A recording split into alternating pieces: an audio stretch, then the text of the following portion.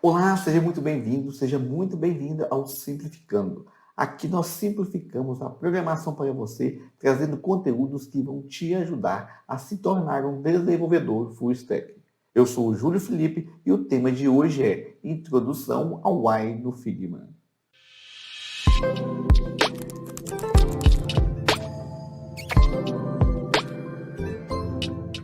O propósito desse curso não é torná-lo um especialista em design, mas entender os fundamentos da criação, usabilidade e interface, que são pré-requisitos para quem é desenvolvedor full stack, pois o mesmo trabalha o front-end, que é a parte visual, e o back-end de uma aplicação. Em muitos casos, como em grandes empresas, já existem os profissionais que fazem todo esse trabalho. Porém, em alguns casos, como eu já atuei, o desenvolvedor tem que fazer tudo, desde o levantamento de requisitos, passando pelo rascunho da ideia. Aqui entra o UX, que é a experiência do usuário, pois é preciso pensar na usabilidade do sistema, composição de cores, layout e etc. E, por fim, a codificação do sistema. O propósito desse curso é ajudá-lo a ter uma ideia geral de como o UI funciona, uma compreensão de como os diferentes componentes interagem entre si para formar uma página web como um todo e adquirir as habilidades para criar rapidamente projetos web no Figma. Você será guiado pela criação de um projeto completo, que estará pronto para ser implementado com HTML, CSS e JavaScript. Então, o nosso objetivo é entender o que é UI e UX, entender a teoria do design, utilizar a ferramenta Figma, técnicas e práticas e construir um projeto completo. A ideia do UI é guiar o usuário pela sua aplicação durante o tempo em que ele a usa. No caso da imagem ao lado, o UI vai guiar o leitor na leitura das postagens, desde as recentes, por tópicos, por tags e até mesmo como entrar em contato com a pessoa que está escrevendo no blog. Um bom trabalho de UI design, no caso do blog, irá guiar o leitor pela navegação e levá-lo a realizar ações de forma natural. Se o objetivo é que a pessoa aprenda sobre Python, nesse caso, ele tem logo ao lado os tópicos, inclusive de Python. E se ele desejar saber mais sobre um assunto mais procurado de Python, ele pode encontrar em tags. Se o blog que você vai criar nessa aula não guiar os leitores da forma correta pela interface, eles dificilmente encontrarão o que querem aprender. Com isso, esse blog vai fracassar nos objetivos de compartilhamento de conhecimento. Você já visitou blogs confusos que não comunicavam claramente a proposta de valor ou que tornavam difícil achar as informações necessárias? Eles são exemplos de UI mal feito. E o UI mal feito custa muito caro, porque a reação quase que imediata dos visitantes é voltar para o Google e procurar um concorrente que ofereça uma experiência melhor. O UX lida com as emoções e experiências dos usuários. É parte do design que pensa exclusivamente na reação do usuário com o produto ou serviço. A meta do UX é torná-lo mais amigável, natural e simples a experiência de uso de um determinado serviço ou produto.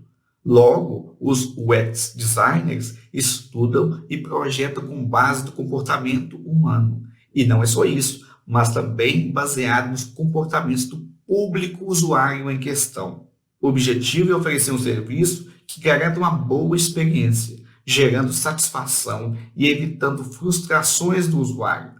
Projetar experiências que encantem e fidelizem clientes é o cenário mais do que ideal. Portanto, o UX design está diretamente relacionado ao uso do serviço, à interação e como isso afeta as emoções e experiência do usuário. No nosso caso, que vamos desenvolver um blog, não precisamos de muito ajuste. Aqui, a experiência do usuário já está validada, visto que a maioria dos blogs já possui quase a mesma experiência. Se eu sair fora desse padrão, o usuário ficará confuso, pois um leitor frequentador de blog já está acostumado com essa interface. A diferença entre o UX Designer E o UI Design é que, apesar de semelhantes os termos, os significados são diferentes. O UI Design está mais conectado com a camada física, tangível e prática do projeto. Ela é a interface que será utilizada diretamente pelo usuário. É nessa parte onde se cria e estiliza os botões, menus e todos os artefatos que tornaram possível esta utilização. E para isso, o profissional UI Design normalmente utiliza de ferramentas, quando falamos de interfaces digitais, como SketchUp, Adobe XD, Figma, entre outros. Em nosso caso, vamos trabalhar com Figma. Por outro lado, o UX Design é o profissional que estuda e planeja como o usuário se sentirá ao usar a interface. Então, ao invés de focar na cor ou no formato do botão, ele irá pelo lado do projeto, que pensa como serão as experiências e emoções ao interagir com aquela interface. Resumindo, o UI Design cuida da interação da interface e usuário, e o UX Design cuida do lado emocional. Antes de criar qualquer projeto, é necessário entender algumas coisas e responder a uma pergunta: por onde começar a criar a interface? A primeira delas é definir a base. Parece perda de tempo e a vontade de fazer o layout é mais forte. Ou melhor, a vontade de codificar e ver tudo funcionando é imensa, visto que nosso curso é voltado para desenvolvedores. Mas vamos lá. A base é construída em cima de 3 pilares do design: o porquê, para quem e como. Partindo de um brief, no caso do design, para quem é desenvolvedor, full stack, por exemplo, essa parte definida na análise de requisito. Aqui é onde se senta com o cliente ou envia um formulário de pesquisa para entender melhor a demanda. Respondendo o porquê. No caso do nosso curso, que vamos criar um blog, a cliente Helena é desenvolvedora e quer um blog para compartilhar seus conhecimentos de programação. Respondendo para quem? O público da Helena são jovens que querem buscar artigos e tutoriais sobre programação. Respondendo o como. Ela deseja que o site possa ser lido no computador ou celular e que seja fácil e rápido de navegar. Com base nessas informações, você tem ideias para começar a trabalhar. Você já sabe o que vai fazer, nesse caso o blog, para quem? Público jovem, desenvolvedores. Essa informação ajuda na definição de cores, layout e tipografia. E o como? Define a composição como um todo. Nas próximas aulas, vamos nos basear em teorias para a criação do layout do nosso blog. Talvez você se pergunte, mas por que tenho que entender a teoria? Os teóricos fizeram pesquisas e experimentaram como as coisas funcionam. Na construção de uma casa, por exemplo, se não for tudo calculado e medido, uma hora essa construção tende a cair. Mas como assim, Júlio? O design não vai cair. Mas você se lembra da aula passada, quando falamos que um UI mal feito custa muito caro, porque a reação quase que imediata dos visitantes é voltar para o Google e procurar um concorrente que ofereça uma experiência melhor. Aí está o prejuízo da falta da base, ou da base mal feita. Gestalt estuda como o nosso cérebro percebe as formas. Poderíamos traduzir Gestalt como a psicologia das formas. Ela entende que nossa percepção das coisas se dá como um todo, de uma forma unificada, e não em pontos isolados. O processo de interpretação de uma forma está relacionada com forças externas e internas. Portanto, a Gestalt nos ajuda a entender como a informação será passada através das formas que criamos. Estudando Gestalt, podemos perceber o porquê de algumas formas agradarem mais do que as outras, ou o porquê de enxergarmos um objeto de tal maneira. Nosso objetivo nessa aula é aprender sobre as leis da Gestalt, composta por unidade, unificação, proximidade, semelhança, fechamento, continuidade e segregação. Vamos ver primeiro a unidade. A unidade é um único elemento que se encerra em si mesmo, ou também um conjunto de elementos percebidos que constituem um todo. Nessa aula, como não estamos criando uma logo, por exemplo, que trabalha mais com formas, e nós estamos criando um blog, nós podemos ver que a disposição dos elementos da página também faz o nosso cérebro interpretar, identificar cada item da página. Nesse exemplo, podemos ver o conjunto de itens formando a página inicial. Vamos ver também a unificação. A unificação acontece quando existem elementos iguais ou semelhantes, distribuídos de forma coerente e harmônica. Os princípios básicos da unificação são as leis de proximidade e de semelhança.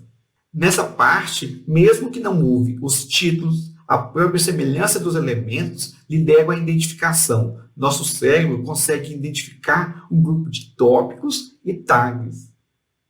Proximidade. Elementos próximos uns dos outros tendem a se agruparem e são percebidos como um todo, ou unidades dentro de um todo. Aqui você vê um conjunto de posts percebidos como todos, formando um conjunto de posts recentes. Semelhança. Elementos semelhantes tendem a se agruparem, se tornando como um todo, ou unidades dentro de um todo. Essa semelhança pode ser cor, forma, tamanho, textura e etc. Os elementos amarelos destacaram as tags do blog. Fechamento. O fechamento se estabelece para a formação de unidades através da nossa percepção.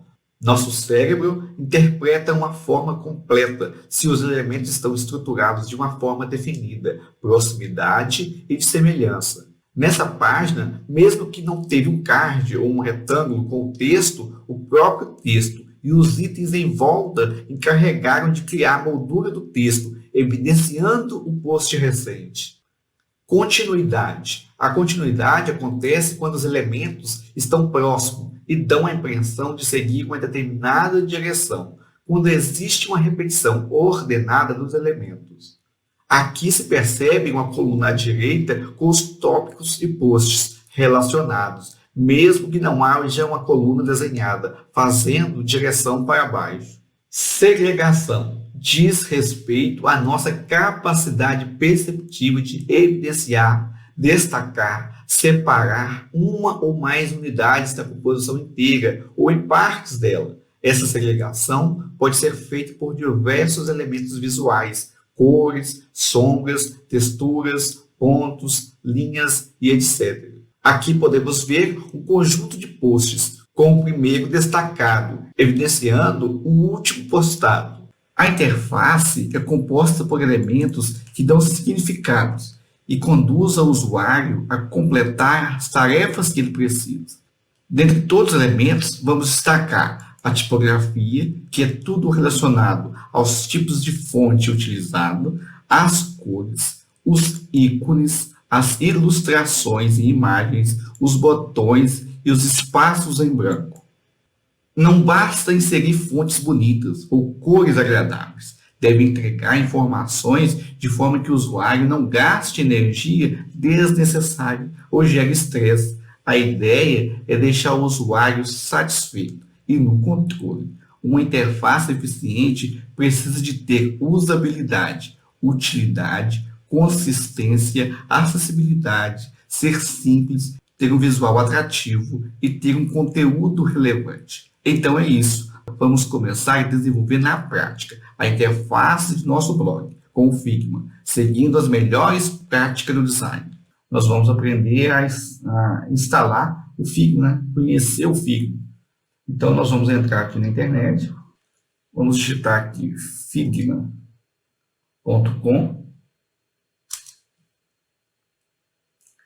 Aí você vai entrar nessa tela aqui, né, na tela inicial do Figma. Aí você tem aqui, por exemplo, o preço, né? Você tem a opção free, né? 3 projetos, 30 dias de histórico de versão. Então, é interessante para você que está iniciando, vai fazer apenas alguns layouts, você pode utilizar essa versão free aqui, não precisa de ser a Professional, Organization, à medida que seu negócio cresça, que você comece a fazer mais layouts e tal, com os clientes, aí você pode utilizar essa versão do Professional, mas a princípio você pode utilizar essa versão Starter, né, que é a versão gratuita do Figma. Nós vamos utilizar ele para fazer os nossos layouts. Existe outro? Existe o XD da Adobe, né? Existe uma variedade. Tem gente que prefere fazer os layouts no Photoshop, por exemplo. Eu prefiro, estou gostando muito do Figma para fazer os layouts, porque posso trabalhar em equipe. Enquanto você está fazendo uma parte, uma pessoa que está te ajudando pode fazer a outra, trabalhar ao mesmo tempo. Então, é bem interessante. Todos os recursos que eu preciso para fazer um layout, eu tenho aqui no Figma, né? Então, você pode vir aqui no Sign Up e você pode criar uma conta, né? Depois de criados uma conta, é bem tranquilo. Você pode logar aqui com o e-mail que você utilizou na sua conta. Eu não vou fazer aqui agora, porque eu já tenho uma conta, então é bem tranquilo. Qualquer dúvida, poste aí, que a gente grava um vídeo, te dá um auxílio, responde aí nos comentários. Então, essa é a cara do Figma, né? A tela inicial do Figma aí que a gente vai trabalhar. É uma interface bem simples, ela é enxuta, não tem aquele monte de confusão que você pode se perder. Ele é bem tranquilo de se trabalhar. Parece que não tem muito recurso, de tão limpo que ele é, né? Mas tem muito recurso. E dá para a gente fazer muita coisa, inclusive aqui está o bloco, né, que nós vamos criar, está todo modelado, foi tudo feito nele, né, então é bem tranquilo.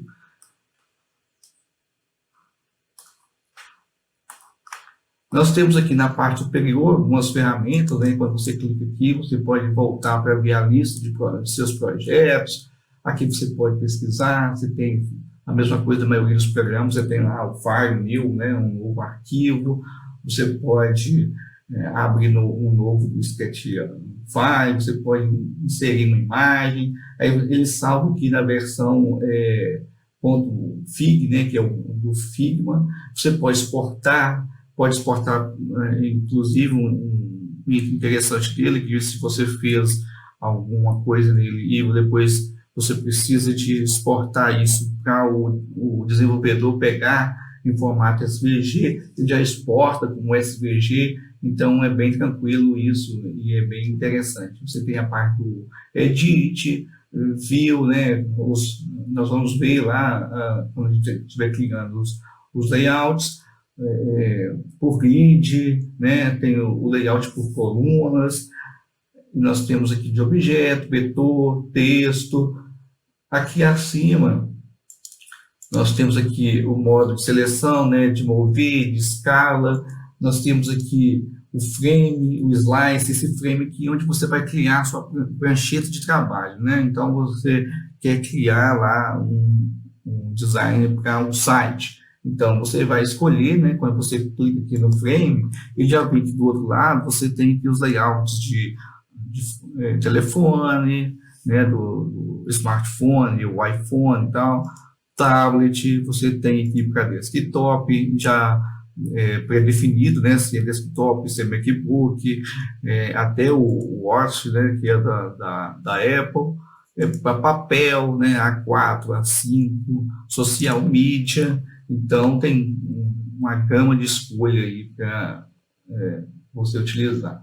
E aqui você tem formas já pré-definidas, né? Retângulo, linha, setas, elipse, polígono, estrela, inserção de imagem, né? Então é bem interessante. Você tem também a caneta, né? A caneta e o lápis para você trabalhar, ferramenta de texto, você fazer seus títulos, escrever seus textos, né? Ou aqui a mão para você mover sua tela, né? Você pode inserir comentário. Então, é bem interessante essa parte. Do lado de cá, você tem as ferramentas, o painel de design, que quando você clica num determinado item aqui, vamos voltar aqui para a nossa seta, você clica aqui, aí você tem as opções aqui relacionadas ao item selecionado, né? Como pegamos aqui o retângulo, você tem aqui a largura, a altura, né? Aqui está com a altura de 1440 por 530, você pode dimensionar, né, a posição de X e Y, se você quer canto arredondado, se você quer o ângulo, né, alterar o ângulo. Aqui você tem os distanciamentos, né, do item, o posicionamento, né, se você quer, como você quer distanciar isso, é centralizado. Aqui no caso, né, está à direita, está à esquerda e top, né? E você tem que também layer, você tem o preenchimento, no nosso caso aqui está branco, se eu vier aqui e alterar a cor, automaticamente ele vai mudar essa cor aqui, né? Aqui você tem contorno, efeitos, isso aqui nós vamos ver à medida que a gente for criando, né? Nós vamos trabalhar aqui desenvolvendo esse blog, nós vamos ver cada item desse aqui e trabalhando nesse painel aqui. Na parte de protótipo, você pode fazer toda a navegação, por exemplo, quando clicar nesse botão aqui, eu quero que vá para essa página, por exemplo. No nosso caso, nesse caso aqui, vai visualizar os demais posts, por exemplo, estou vendo aqui a parte do Django, eu quero visualizar de cá, por exemplo, eu posso clicar na setinha de mais, quando eu vier aqui, ele já faz a seta, jogando para a próxima página. Quando você vai testar ela aqui,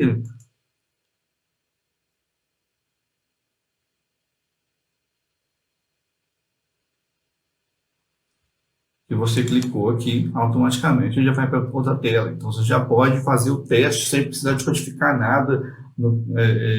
Você não precisa de codificar nada para já ver as telas. Você já consegue fazer um simulado, mostrar para o seu cliente. Ou é assim que você quer, porque senão você codifica, e no final ele quer que muda tudo. Então, dá para você simular tudo aqui antes de partir para o código em si. Vamos voltar aqui, cria uma parte dos slides, né? Você pode voltar aqui para fazer a apresentação de slide, a prototipação, ele monta uma outra página aqui. E aqui é a parte de código, por exemplo, quando você clica aqui em determinada parte, ele já te dá a codificação de hexadecimal para colocar no desenvolvimento, né? A cor, você não coloca lá branco na codificação. Você tem a cor hexadecimal. A grande vantagem disso é que ele já tem aqui, a gente já faz até a estrutura do CSS, né, para você jogar lá na sua página, no seu arquivo CSS e fazer o layout bem bacana. O grid é fundamental para criar alinhamento e harmonia na interface. Ele ajuda a criar blocos de textos e imagem. Para criar nossos layouts, já existem alguns padrões, né, que nos ajuda a montar os nossos layouts. Dentre eles, né, nós temos aqui o desktop, com 1440 de largura, temos o tablet de 768, o mobile Android 360 e o mobile iOS 375. Quer dizer, a largura do desktop aqui, quando for ver, ele tem uma boa visibilidade. Você não queria fazer um layout que não desse para ver nas telas, por exemplo. Então, já existe um padrão para você criar os seus layouts. Nada é feito por acaso, né? Já existem experimentos que definem esses valores aqui. Então, vamos para a prática. Com o Figma aberto, vamos vir aqui no Draft, nós vamos criar um novo projeto, né, para criar o layout do nosso blog. Vou clicar aqui no sinalzinho de mais. Ele abriu uma tela em branco. Lembrando que o objetivo nosso é criar esse blog aqui, né? Aqui, lembrando, eu tenho, como nós vamos seguir esse layout, que o nosso objetivo é chegar com esse blog criado, nós vamos olhar muita coisa do que já está feito aqui, quais foram as larguras, os grids que foram utilizados, todo o estilo, todo o layout que foi criado para o blog. Mas no caso de você pegar um projeto do zero, você vai rascunhar no papel mesmo, você vai fazer um wireframe, vai estruturar ele todo no papel, depois que está no papel, teve a ideia, onde que vai, eu vou fazer aqui um blog também. Imagina se você vai fazer o seu, você pode rascunhar também, colocar mais ou menos a ideia no papel, depois você vem para o Figma, né, e e começa a desenvolver o seu layout, né? Esse aqui porque já está pronto, então nós vamos seguir ele e você vai ver no processo de como foi construído, tá?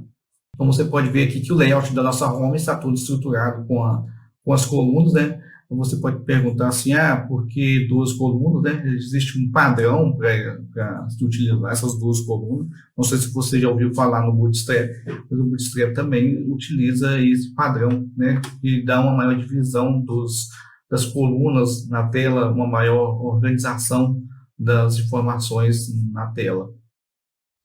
Então, nós vamos começar aqui a criar a nossa página home, depois nós vamos duplicar para as outras páginas, né? A página de tag, a página de post, e a página de contato, e a página sobre. Então, vamos começar aqui. Nessa aula, nós vamos aprender a criar esse layout aqui. Vou voltar aqui para o nosso projeto, né? E vamos criar aqui. Você vai vir aqui no frame e nós vamos começar a criar aqui o nosso frame de 1440, como é um bloco que nós vamos criar com largura de 1440. Vou arrastar ele aqui. E aí nós vamos colocar as dimensões aqui, né? A largura é 1440. A altura, nesse momento, não nos interessa, porque vai ter várias informações, né? Então, nós vamos colocar um valor aqui qualquer, depois nós podemos aumentar, podemos diminuir. Então, vou colocar aqui 1000, ficou pouco, né? Vamos colocar aqui uns 2000. Isso, ficou bom aqui, né? Então, essa aqui vai ser esse aqui é o dashboard da nossa home. Vamos nomear ele aqui, né? Para deixar tudo organizadinho. Nós vamos colocar aqui, clicar aqui também e vamos digitar home. Você vai perceber que agora a necessidade, né, das colunas é a mesma coisa quando você vai escrever no caderno. Você precisa das linhas, né, do caderno lá para a escrita ser bem estruturada. Então, para a gente fazer o nosso layout aqui, a gente precisa também do suporte, né, das colunas para ficar bem definido, né? Dar uma visão bacana, um visual atraente para o nosso blog.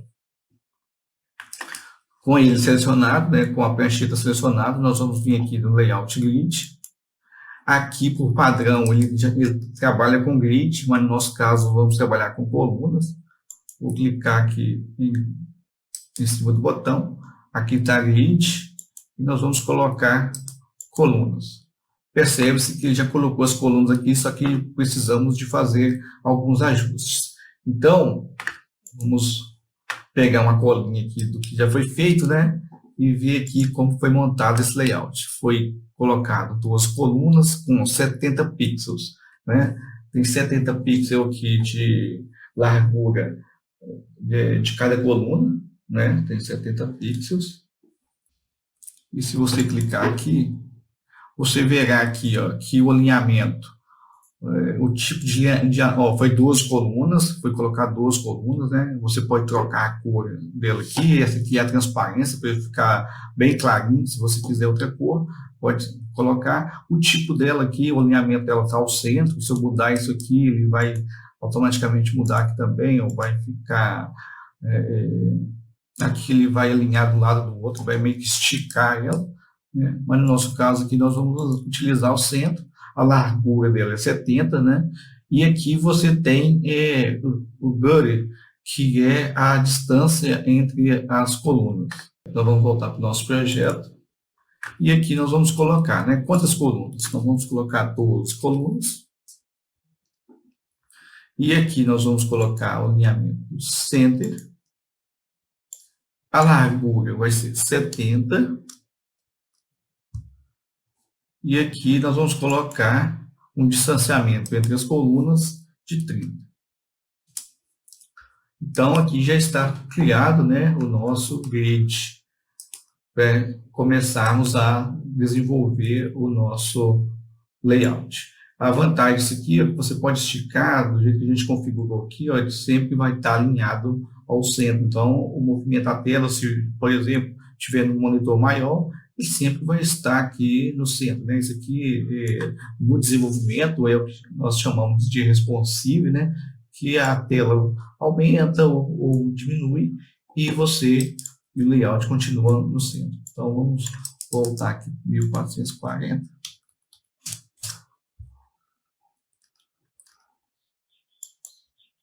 Atomic Design é uma metodologia que nos ajuda a pensar na interface do usuário de maneira hierárquica. Ele detalha o que acontece durante a criação e manutenção de sistemas de design system, permitindo mais consistência e qualidade. Os átomos são os elementos mínimos presentes em uma página. No nosso exemplo, pense nos diversos elementos que compõem um card de post recente. O retângulo de publicidade, o card em si, a imagem do autor. As moléculas são a junção dos elementos do átomo em um padrão de interação que faça sentido para a pessoa que está usando. No exemplo dos átomos, quando eles se juntam, eles formam o card de post recentes, que permitem o leitor ter um resumo do post, uma imagem que identifica o post, ver quem é o autor e em que data foi publicado. Os organismos são os agrupamentos das moléculas em elementos que norteiam a navegação e a leitura do conteúdo nessa interface. No estágio de template, os modelos consistem principalmente em grupos de organismos costurados para formar páginas. É aqui que começamos a ver o design se unindo e começamos a ver coisas como layout em ação.